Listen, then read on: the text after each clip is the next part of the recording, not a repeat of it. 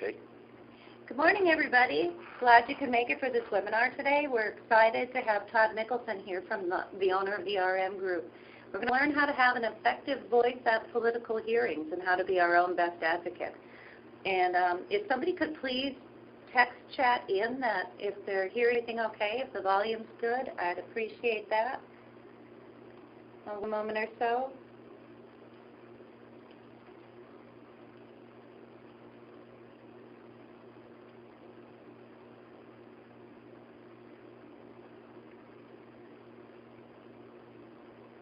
Anybody listening? It sounds okay to me, but I want to make sure it sounds good to you. Okay, before we get going here, a few logistics. If you have a question during, please feel free to do the text chat. It should be down on your bottom right if you are watching. And I will make a note of those questions and ask Todd about those. We may save those to the end of the presentation. And if there are audio problems, please check that your speakers are on. And then you wouldn't be hearing me now. So I'll text that out again. I had to call you to find out what your phone number was. Anyways, thanks so much for joining us on this snowy morning. And with that, we'll turn it over to Todd.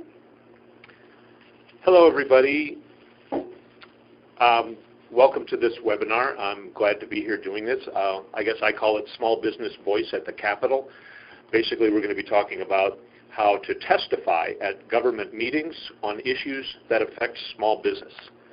So I am Todd Mickelson, and I own a small business that I built around an invention of mine about 12 years ago, and now I've developed other devices that have become standard of the architectural testing industry. And we've exported now to about 35 countries all over the world, but we're very small.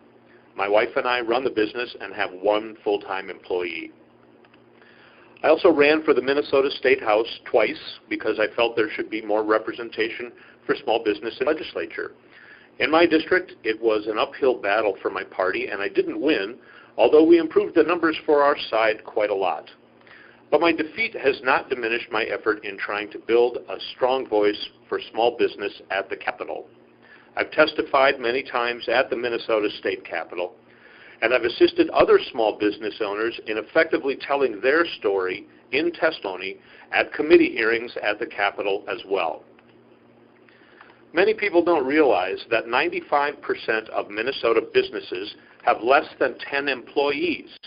But it's only the large corporations and business groups within that other 5% that can afford to hire lobbyists to represent them at the Capitol. So we, as truly small business owners, need to represent ourselves. And I've seen that our individual voices hold more weight than any lobbyist voice. If we band together, we can overpower the lobbyist voices and get our small business voice heard at the Capitol and other government entities. This program is made to help you get over any intimidation you may feel and make you comfortable with the prospect of testifying at the Capitol, in Congress, or just at your city council meetings. I hope to answer every question you may have, but of course feel free to ask more. But once we get through the program, I may have already answered your questions, hopefully.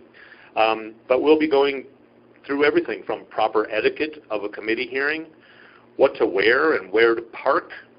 And when you actually go to testify, we'll help you with facts, statistics, educate you on some issues you may not be aware of, and even help you with some public speaking skills and relaxation techniques so that your testimony goes smoothly. We'll also be talking about some of those things right now here today. I'll begin by telling you my first experience in doing this. The first time I testified at the Capitol, I was intimidated and uncomfortable. Even though I'd practiced and gotten quite good at public speaking throughout years of campaigning, I didn't know how I was supposed to present what I had to say in the committee hearing where I was about to speak. There were lobbyists giving presentations, sometimes with charts and graphs, and they seemed to have done a lot of studying on the subject at hand. I almost felt like I should just slip out of the room and give up my opportunity to say how I, as a small business owner, felt and thought on the subject. Although these lobbyists used the term small business, it seemed they were only talking about pretty large businesses and even huge corporations. I knew enough about this subject to be able to tell that I strongly disagreed with what they were saying. So I felt it was too important to not make my voice heard. And if they called my name and I wasn't even there, it might look like I, as a small business owner, didn't care enough to show up or even to stay. So I stayed, and I'm very glad I did. When my name was called, I made my way to the hot seat with everyone turning to see who I was. All the lobbyists sort of had a "who's this guy" kind of look on their faces. And I wasn't worried about reading my testimony. I timed it, I'd rehearsed it, and like I said, I'm pretty good at public speaking, so I had confidence in that part. But what if they began asking me questions or questioning my facts or statistics? After all, I was about to contradict nearly everyone else's testimony so far, and they all seemed like important people. I presented myself well. I got a couple small laughs in places I was planning for laughs. So it went pretty well as far as my testimony is concerned. Some of the legislators were watching me with huge smiles and looked pretty excited that I was there. Some looked a little dismissive, but still polite. I figured they disagreed with me and would try to grill me. But they didn't. The chairperson asked if anyone had questions for me, and no one did. The chairperson thanked me for being a part of the conversation, and I walked back to my seat. The lobbyists all began engaging and looking at the floor or checking their phones, seemingly anything to avoid making eye contact with me. But many people, including a lot of the legislators that were there, whether as part of the committee or not, looked like they wanted to congratulate me and seemed pretty happy about what I'd said. After the hearing, some legislators thanked me profusely for being there. They said that my testimony will help them more than anything else in making these arguments. I came to realize that when you speak at the Capitol as a regular citizen, the committee is forced to take you seriously and not be combative. Your words also hold much more weight than that of a paid lobbyist or representative of a group. Lobbyists and leaders of groups pretty much always get grilled by someone, but they leave us citizens alone. Testifying as an independent small business owner is a very powerful thing. If just a few small business owners put the time in to testify themselves, it will match or even overpower those hired lobbyist voices. I hope my story has helped you see that this is possible and that you can be one of these voices. So let's get started now by talking about the realistic practicalities of what it's like to testify. How much time does it take to testify? If we're talking about testifying at the Minnesota State Capitol and you live more than 10 miles away, it'll take about half a workday for driving to and from and sitting through the committee hearing and doing your testimony. It's a lot less time if you're testifying at a city council meeting. That just means going to a place that's in your town, and it's usually a 2-hour committee or a council meeting that takes place at about 7 o'clock, usually on a Monday night, but it'll be a weeknight usually.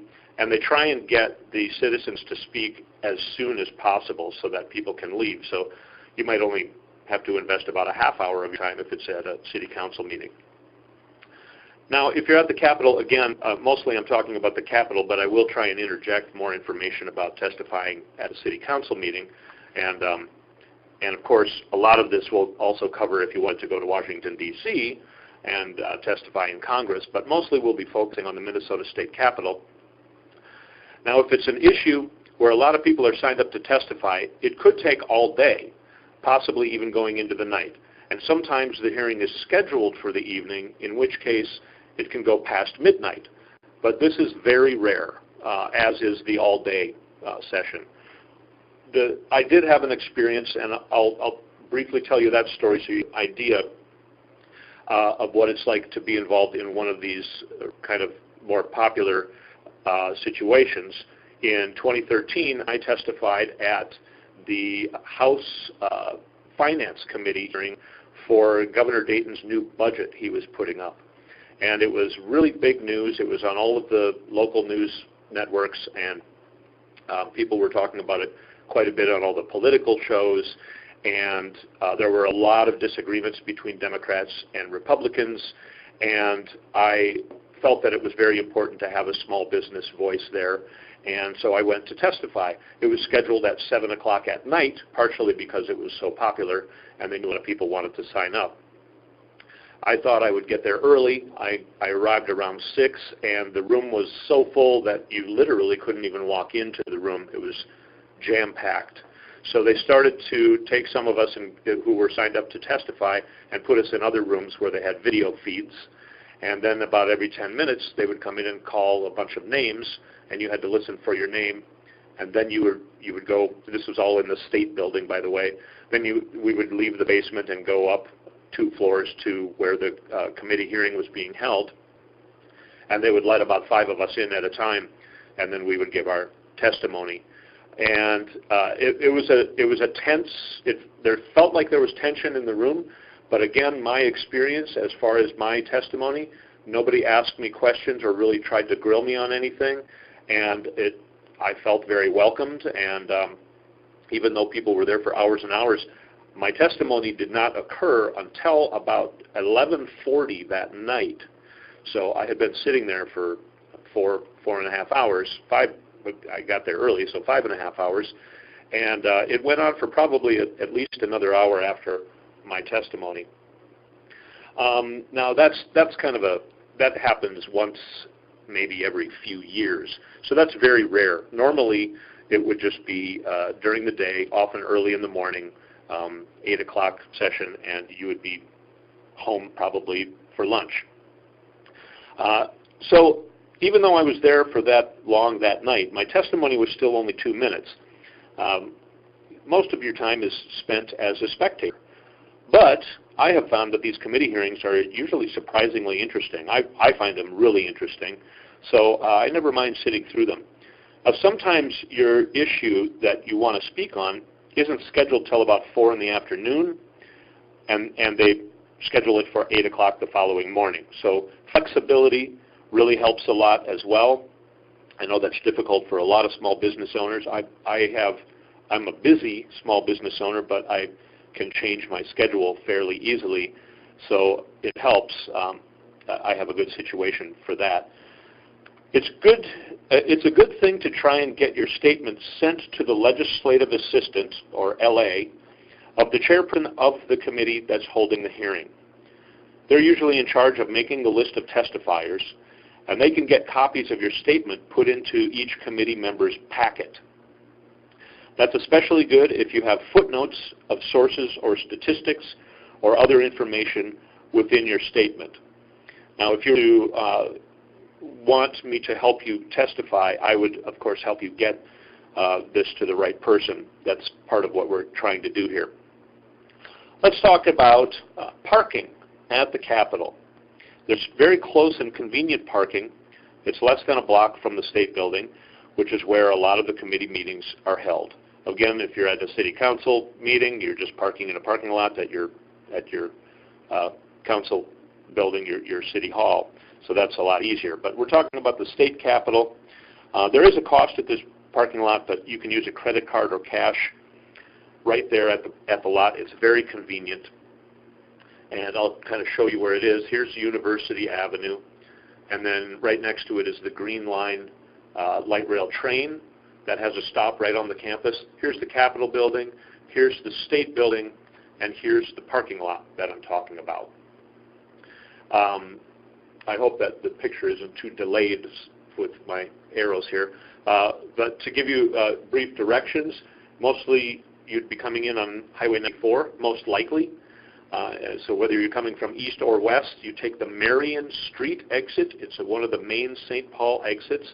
You take that north, and you'd go just past Sears, and you take a right on Aurora, and it takes you right to the parking lot. Again, here's University. There's the train stop. Here's the Capitol building, the State building, and the parking lot. And then here's what it looks like in real life. I kind of got carried away with maps here. I had a little extra time today. So there's University, there's the train stop, there's the Capitol building, there's the State building, and the parking lot right there. So you just have a short walk of half a block to the State building usually. There's a tunnel between the State Building and the Capitol Building. There are sometimes testimony in the Capitol Building itself, but it'll likely be in the winter, so it still won't look like this on this map. So let's talk about transit to the Capitol. There are buses from both Minneapolis and St. Paul and pretty much all of the suburbs surrounding. I took a bus once to the Capitol from Navarre, out where I live, about 35 miles west in a little town that you've probably not heard of, and I was able to catch a bus right there, and I made one transfer in Minneapolis and then went to the Capitol. There's also a really convenient, if you have access to the light rail system, or even if you don't want to deal with parking in the city, you can drive to the Blue Line light rail and take that all the way into Minneapolis and transfer and get on the Green Line, taking you right to the Capitol. It stops. Also, the new Senate building is just on the other side of University, where the stop of the train is. There eventually will be testimony in there as well. But the Green Line is available for 24 hours a day, and it runs every 10 minutes during the day and into the evening. Later at night, it starts running every 30 to 60 minutes, but it is available for 24 hours. Let's talk about the atmosphere of the room where you'll be testifying. You'll be sat at a table where there's a circular set of committee members all focused on you while you speak. And this sounds scary, but it's really not. It's a lot more comfortable than it looks or seems, especially when you're actually sat at the table. Depending on the topic, like I said, the room may be very full and the issue may cause tension. But legislators are way out of line if they're anything less than cordial and kind to a citizen who's testifying. And also sometimes the room is nearly empty. But it's still important to be there testifying because everything goes on record. And what you say there will be on record tied to that issue for as long as they're talking about that issue. You will be speaking into a microphone. You've seen people use a microphone well, and you've seen people use a microphone not very well. And when you see people use a microphone well, you don't really notice the microphone. And that's what we're going for here. So the main thing, if you've never used a microphone before, it seems kind of scary. Sometimes if they have it on already, you hit and it sends sound through the speakers, and then you think you did something wrong or you broke something. That's not the case. Don't be afraid to adjust the mic. This way, people won't be distracted by whether or not they can hear you, they can't hear you enough, or you're too close to the mic and it sounds all distorted, so they can't hear you then. I'm not going to, I was thinking I would demonstrate for you what using a microphone would sound like, but I think it would probably break speakers and hurt ears, and I'm talking into a phone right now. But the way you adjust the phone is slightly to the side of your mouth and about 6 inches away. 6 inches is about the length of a pen. So if you kind of imagine the length of a pen, and it doesn't have to be exact, of course, but that's about the right distance where you're not far enough away so that people can't hear you, and you're not too close so that you're all distorted and obnoxiously loud. And by having it slightly to the side, that causes your P's and your T's to not pop. Speaking straight into a microphone, when you say a P, you're blowing air into the mic, and that's what makes it pop. So if you have the mic slightly to the side, then you're blowing air not into the microphone. So that's the way you do that. And we'll talk about when you want to adjust the mic in a moment as well. So how do you present yourself and your point of view? How do you dress? So things like that. Well, you want to be taken seriously. So present yourself that way, but don't compromise your own comfort. You're you, and if you're comfortable in how you're dressed, it'll portray more confidence, and confidence is always taken more seriously than timidity.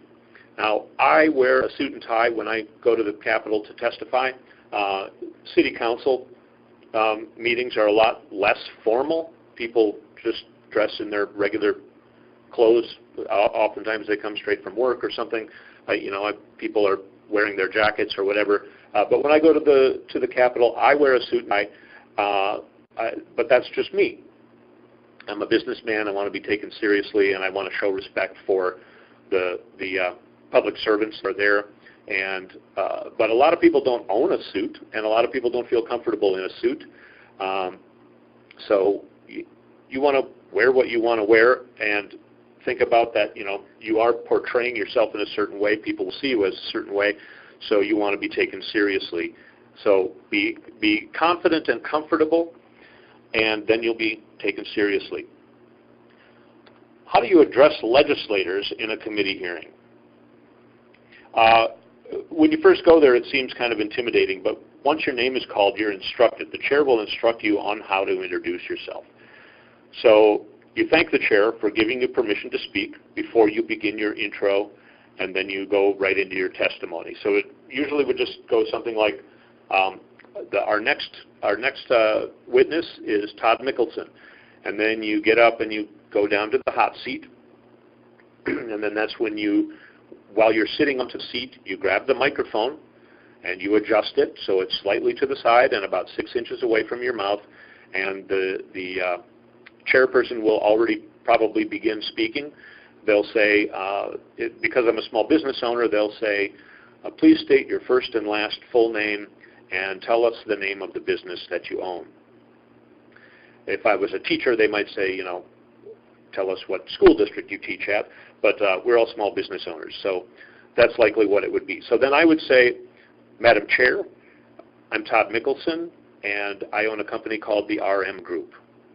So I've thanked her for giving me permission, and then I said my name and the name of my company, and now I can say whatever I want, including elaboration on my company. At that point I can say, I started my company around an invention of mine and blah, blah, blah.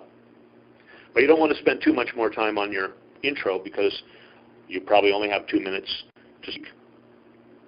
Now a legislator may want to ask you a question.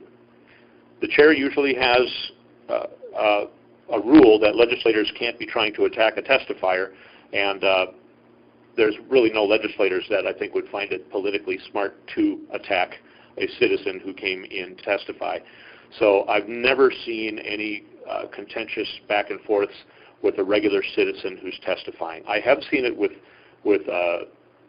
business group leaders who are representing a group, or a lobbyist, or say oftentimes a representative or a lobbyist for the Minnesota Chamber. Sometimes they're grilled, but I've never seen a person just like you or me go there to give testimony and have a hard time. So the questions are usually just only for clarification. And I have been asked a question once or twice, basically asking, for, where did you get the information that 95% of small businesses have less than 10 employees? And then that's a good time. Then you also point out that you made a copy of your statement, and you have footnotes in that copy, and they should have a copy of it in their package. But the questioning is all going according to parliamentary rules. It's also known as Robert's Rules. And it sounds kind of funny, but it's a good way to make sure that people aren't talking on top of each other, interrupting each other, making sure that the argument keeps moving forward in a civil manner. Thank you. Okay. Hope you can hear me all right, everybody.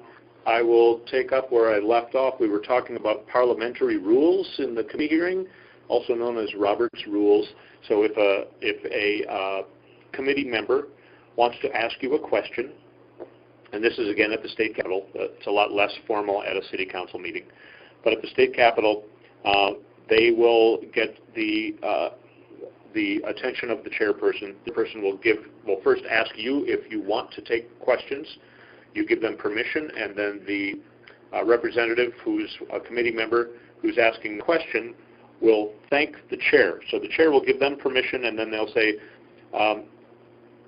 Madam Chair, Mr. Mickelson, where did you get your information that 95% of small businesses have less than 10 employees? And then the chairperson will give you permission. And so then he or she will say, Mr. Mickelson, and then you do the same thing.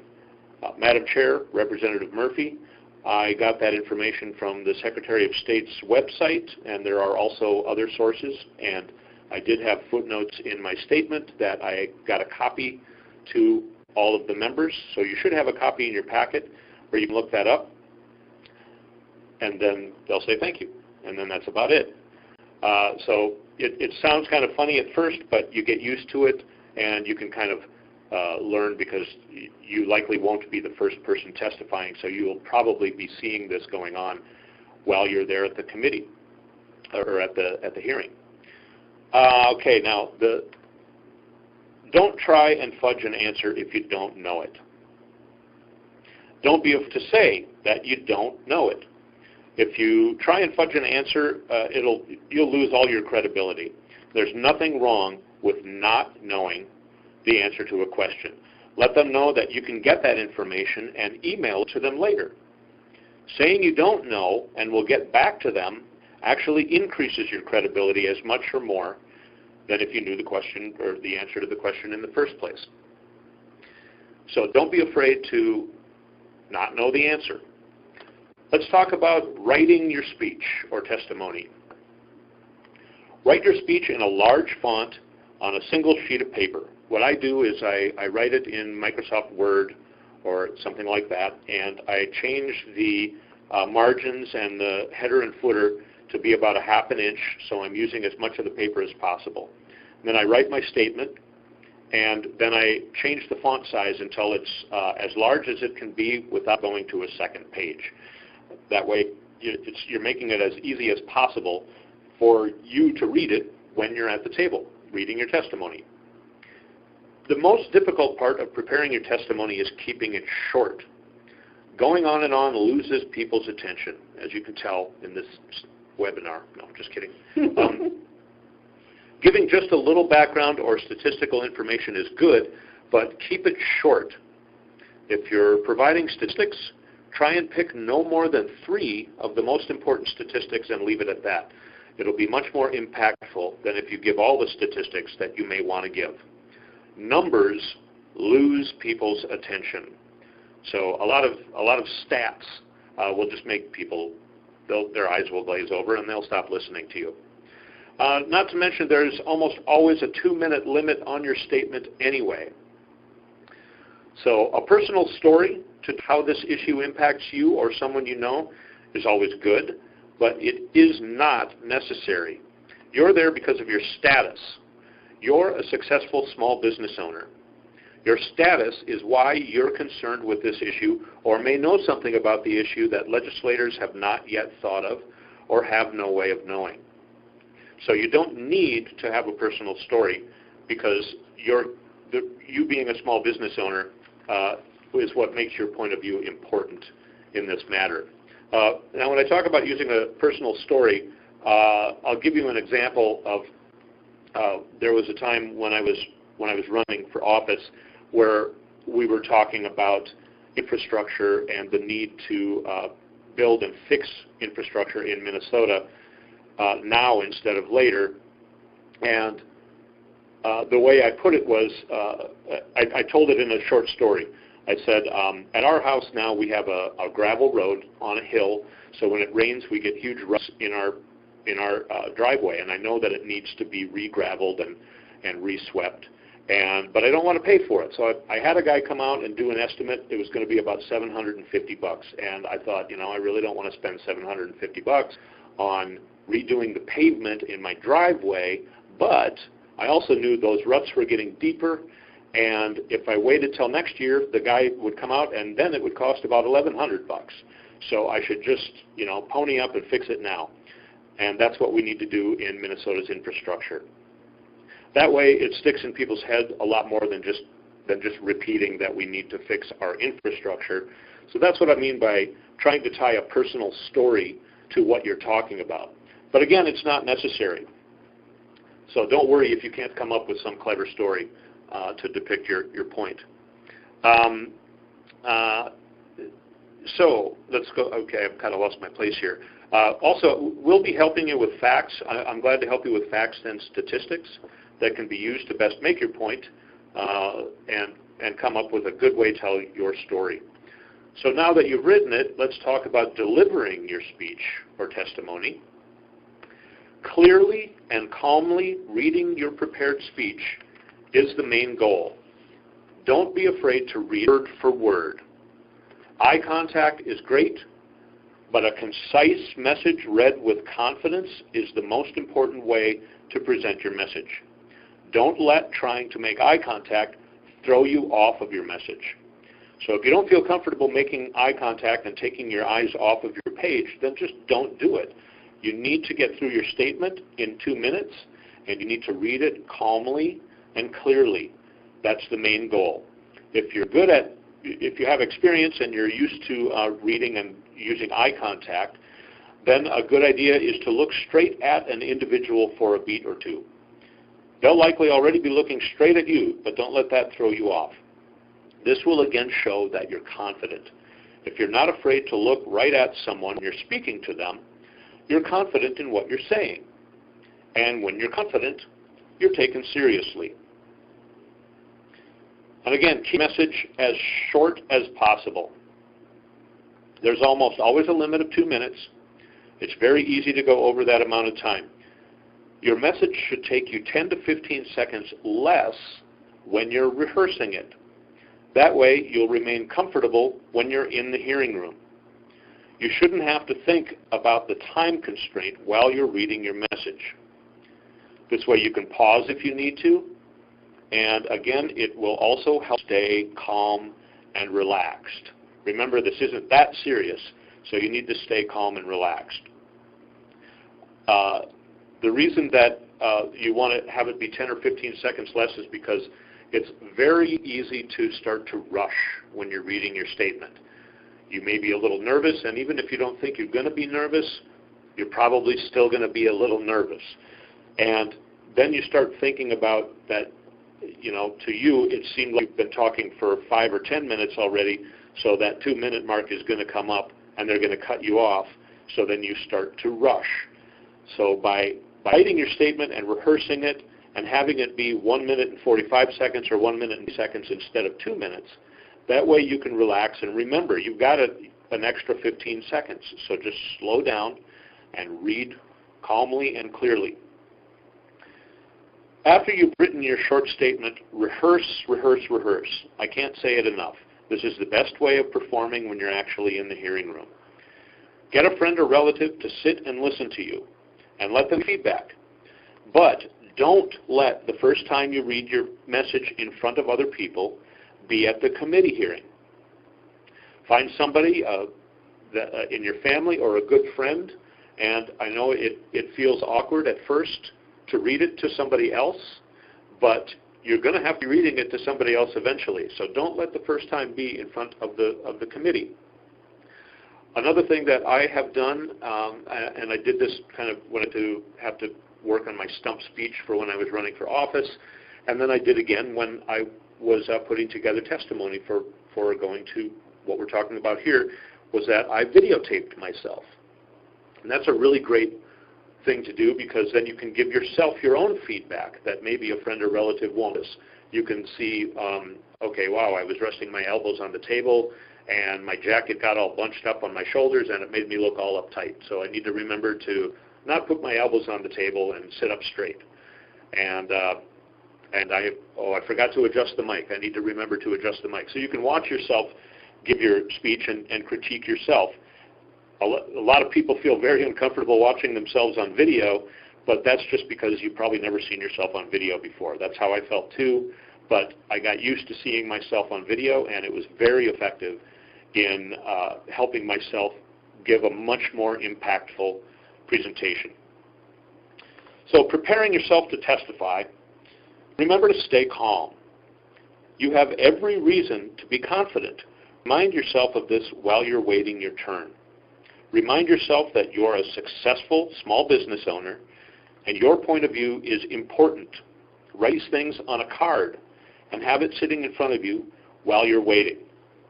Some of these things kind of sound silly, and I've had a lot of people that I have helped kind of refuse to do these things, and one person even refused to write a statement, And of course, he didn't really get to say what he wanted to say because he got cut off before he came to his point. And a lot of people don't think they're going to be nervous, and they get there, and they are very nervous. So if you have these things to lean on, you'll be able to stay calm. Again, staying calm is all part of calmly and slowly and clearly reading your statement, and that's the main thing that we want to have done here. If somebody is nervous and they're trying to read their statement, then the committee members just pretty much remember that that person was nervous, and they can't really remember what that person said. So anything you can possibly do to maintain composure and stay calm and confident is good. Now, these things that I just talked about are mild forms of meditation in a way. You ever notice how when you're watching TV, a movie or a show, that you forget about whatever may have been the big issue during your day? You're being hypnotized by the TV. It has devoured all of your attention, and everything else in your mind has fallen away. Now all you can think about is hope Gilligan doesn't mess up the producer's plan this time to get us all off the island. This is similar to meditation. But when you're meditating, in meditation, you clear your mind from everything, including TV. So you're not distracted or hypnotized. You're focused on just your own being. And it's a bit difficult to get into a meditative state, and it takes practice, but it's a way of focusing. Now, I'm not asking you to get into a truly meditative state when you're there in the committee room, but what I've talked about is a way of helping your brain focus on what you're doing. Having that card I mentioned in front of you and reminding yourself over and over again that your presence at the hearing is important. You're a successful small business owner. Your point of view is important. People in the room are very interested in your important point of view on this matter. Saying it to yourself in your head and reading it on the card, you're pushing other thoughts and anxiety out of your mind. You're focusing on the task at hand. Another good thing is to concentrate on breathing. Calmly breathing helps immensely. When you focus on calmly breathing, you're getting closer to a healthy meditative state. And again, when I say meditative state, I don't mean you're going to go into some sort of altered. I'm just talking about that you're focusing your brain, you're forgetting about your anxiety. It'll help keep you calm. Ultimate health is a lot more important than this committee hearing, of course. So when you focus on your breathing, it'll make you physically feel good. Sometimes we forget how good it is to just feel good. What I have done is I think about when you get a frozen brain from eating ice cream too fast. And all of a sudden you have to endure that pain for a few seconds. It really hurts, and it's like, oh, and then it starts to go away, and you can't wait for it to go away, and the relief is getting better and better, and it keeps going, and then it keeps going so far that you almost feel better than you remember feeling before the brain freeze. All that is that you've become aware of how you feel. It's good to actually take notice of how good it feels to just feel normally good. It's a good thing to focus your brain on. So focusing on your reminder card in front of you and focusing on your breathing help keep things in perspective. It'll occupy your brain so that it doesn't wander in a state of anxiety over being nervous about testifying, and it'll keep you calm. And remember, when you're calm, you come off as being confident. And when you're seen as being confident, you're taken seriously. So now, all that's left to do is to read your less than 2-minute statement. You've covered everything. You've prepared, written, timed, and rehearsed your statement. You've gotten to the room and are on the testifiers. Now you know how to use a microphone. You focused on breathing and your reminder card. Therefore, you've kept yourself calm. Now it's time to read your statement and be a strong voice for small business owners. You've contributed to overcoming paid lobbyist voices and made us truly small business owners actually be heard.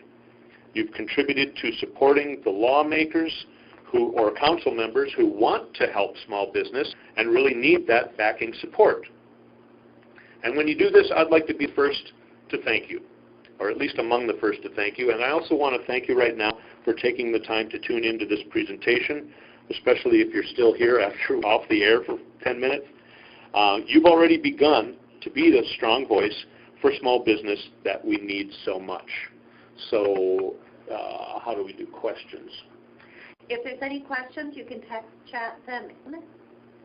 And I, again, appreciate your patience and with us today. I realize it's 10 o'clock or a little longer, so if you need to check out due to your time constraints, please feel free. Todd, can I contact you later if they have direct questions? Absolutely, yes. My email is todd@toddmickelson.com. And there's, no, we're on a different page now. Right. I will also send that out later when I send the presentation slides and the recording. I'll make sure that Todd's contact information is there as well. So thank you again very much, and we hope to see you at some of the upcoming events we have. They're listed on the screen right now. Like I said, there's that legislative networking event, a good time to practice some of these great tips that are presented and how to be your own best advocate. We also have our annual meeting coming up on March 2nd at the Midpoint Event Center. We have our Indie Awards, which are very exciting right now. It's our first time thing that we're doing, May 18th. You can see more about that on our website, bylocal.twincities.com. We also have our first Tuesday networking event coming up at Merriment in Woodbury on February 2nd. That's 4:30 to 6:30. And there's a few member-only events that are coming up, such as the Business Owners Roundtables. Those are very valuable sessions where you can meet and with your cohorts and discuss very real issues about owning a business, running a business, get some support from members. And if you're not already a member, please consider joining us by localtwincities.com/join and see all the benefits about becoming a member and joining online. So with that, thanks again, Todd. We really appreciate you sticking through and thank you, making everybody. it work with our loss of internet, and we will send those out to you later. Last minute, any questions? Feel free to text chat those in. I just had a quick question myself on how do you find examples of small business issues that you would testify about, or their tips of finding the issues, finding the committee hearings that you may want to speak at? Yes, there are part of what I'm trying to do here, and what we have other people who can help as well, who are other MetroIBA members, is that we hope to keep an eye on a lot of the issues, and I have feelers out to other people as well who I'm hoping will help us keep track of some of the important issues. For instance, in 2013, the budget was an important issue. Right now, they're talking about some taxation issues that I think are very important for small business owners to be aware of and to have a voice in. So there are a few bills that we're trying to keep tabs on. And what I'm hoping to do here is that if some of you are willing, I'm hoping to get you to let me know, so that if something comes up, like during the presentation when I talked about that oftentimes we find out that just the day before that all of a sudden they're going to have a committee hearing on a certain bill that we're interested in the next morning, I hope to be able to call a few of you and see if you're available to go testify. And on some of these issues as well, your testimony can be written, anytime. You can write it right now and wait until the committee hearing, so you don't have to scramble to get your statement written. So that's what I'm hoping for, is that we can have a group of people who are prepared, at least for the issues that there are already some that we currently know of, and we can get prepared to do that so that we can show up at the spur of the moment. And there are also, if you contact me, I'll give you some links. You can also, there's really great resources that the state of Minnesota has, that the legislature has. There's a website, it's called My Bill, and you can keep track of bills. It will alert you as to what's going on with that bill. So basically, if you tune into your website every day, certainly you can find out about what's going on with a bill. You can choose bills that you want to watch. You can choose them by author. You can choose them by subject. You can choose them by bill number if you already know the bill number. So, but you can also browse subjects. and find out if there are bills that are connected to that subject. A really great resource, and I'll send you a link if you contact me. And again, please, if you have interest in doing this, contact me, and I'll give you as much information as I normally keep on this type of stuff. Because, you know, again, we'd like to get as many people ready and willing to go testify as we possibly can. And as far as your city council, local papers is the best way to find out what's going on. A lot of those are overlooked, but there are some really great small local papers. A lot of them are owned by the same company, but they still do a really great job. I know there's a large company, at least out in the West Metro area where I am, and they have papers in pretty much all of the towns around there, all the way down to Chaska, all the way up to Long Lake and places like that, and Wayzata. That's out where I am. And they have really great reporters who are very energetic. They show up at all the city council meetings. They print. I mean, if you watch the local papers, you can really keep a close eye on what's going on in your town, and you're likely to find issues that you are concerned about and would like to go say something about. Well, great. Okay, thank you all this morning, and thank you, Todd. We look forward to seeing you at some of those upcoming events, and thanks again for putting up with our technical difficulties.